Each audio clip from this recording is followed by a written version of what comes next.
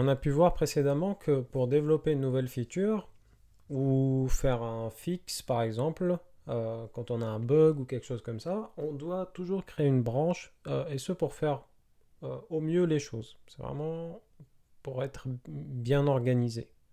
Et en gros, une fois que nous avions développé notre feature, GitHub nous propose en fait de qu'est-ce que c'est que ça, compare et pull request.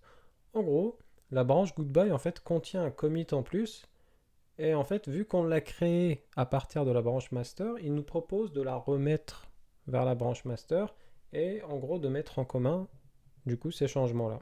On peut imaginer que la branche master c'est notre branche de production par exemple. Généralement, vous allez voir une branche develop, vous allez voir une branche master, develop et puis d'autres.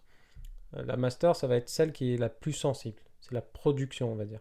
Et une fois qu'on aura pushé là-dedans, ben, on pourra la mettre voilà, dans notre serveur, etc., etc. Donc, allez, je suis curieux, je vais cliquer sur ce bouton. Et là, ça me dit, voilà, ça me propose, avec le dernier commit, de créer une pull request. Alors, une pull request, en gros, c'est voilà, une pull request, comme son nom l'indique, c'est une requête. En gros, j'ai fait mes changements dans ma branche et maintenant, j'ai envie de les mettre dans la branche master. Alors, cela peut se faire de deux manières. Soit je peux accepter la pull request et ces changements-là vont être mis dans la branche master, ou bien je peux le faire en local ici. Donc on va faire les deux manières. On va faire les deux manières. Alors je vais accepter la pull request, confirme merge. Ça me propose de supprimer la branche. D'accord. Et là, je peux voir, lorsqu'on va aller ici, que la branche master a été mise à jour.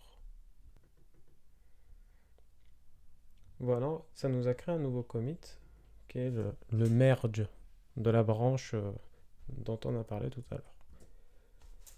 Ici, je n'ai pas encore ce changement. On peut le voir ici, même si je charge tous mes changements. Hop, là c'est la branche master, elle a cet état-là. Donc je vais faire un git fetch pour avoir connaissance des changements qui se sont passés dernièrement. Et là je vais faire un git pull. Et là ça me propose du coup de mettre à jour. Et là je peux voir mon changement dans la branche master.